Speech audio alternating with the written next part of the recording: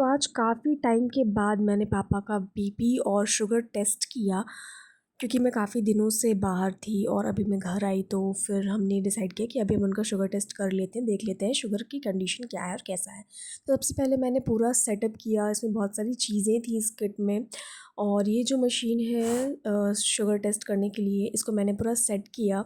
इसमें आपको date, time and everything और प्रीवियस जो हिस्ट्री होती है शुगर की, वो सब कुछ डिलीट करनी होती है और पूरा सेटअप करना पड़ता है इसका। तो वो सारी चीज़ें सेट करी मैंने और फिर मैंने पापा का जो शुगर है वो टेस्ट किया।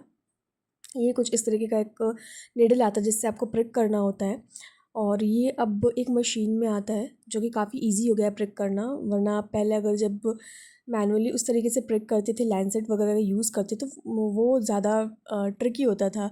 उसको आपको काफ़ी प्रैक्टिस करनी पड़ती थी, तब आप वो कर सकते थे। वो भी हमने अपने कॉलेज टाइम पे तो किया ही है।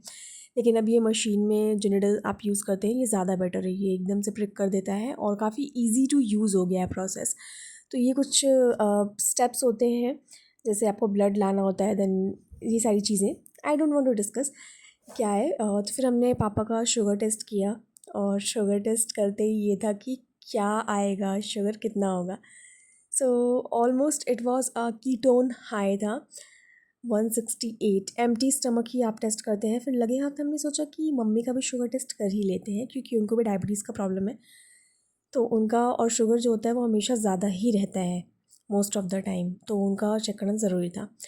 हालांकि मम्मी खाना खा चुकी थी पर ज़्यादा नहीं खाया था उन्हें, बट फिर भी हमने सोचा कि ऑलमोस्ट एम्प्टी स्टमक ही कह सकते हैं इसे, तो चेक किया हमने और मम्मी का शुगर निकल के आया ऑलमोस्ट अराउंड 340। तो काफ़ी ज़्यादा शुगर है, और ये मैंने इतना मेस फैला रखा था पूरा सेटअप करने के लिए। फिर मैंने सारा ये मेस क्लीन किया। क्लीन करने के बाद कुछ इस तरीके से मेरा दिन गुजरा, और शाम के टाइम पे मैंने अपनी ग्रीन टी ली। इस टाइम पे ग्रीन टी ट्राई कर रही हूँ मैं। यूजुअली मैं ड्रिंक्स जो होती हैं अपनी चेंज करती रहती हूँ, कभी हल्दी वाटर पीती हूँ, कभी कुछ ऐसा। और इस टाइम पे ग्रीन टी का शौक चढ़ा हुआ है मुझे। फिर उसके बाद रात में मैंने किया अपना स्किन केयर, जो कि एकदम मस्ट है मेरे लिए करना, जो मैं हर दिन करती हूँ। And now you can see my skin इतनी ग्लोइंग है ना। So this was my day. और रात को सोने से पहले मुझे डायरी लिखने की आदत है, पता नहीं क्यों और कब और कैसे लग गई पता नहीं, पर काफ़ी टाइम से मैंने लिखना शुरू किया है। तो इस तरह की कुछ नई आदतें मुझे पड़ती रहती हैं। So subscribe for more such videos, और देखते रहिए कि मेरी लाइफ में आगे कौन से अप्स एंड डाउन्स आने वाले हैं।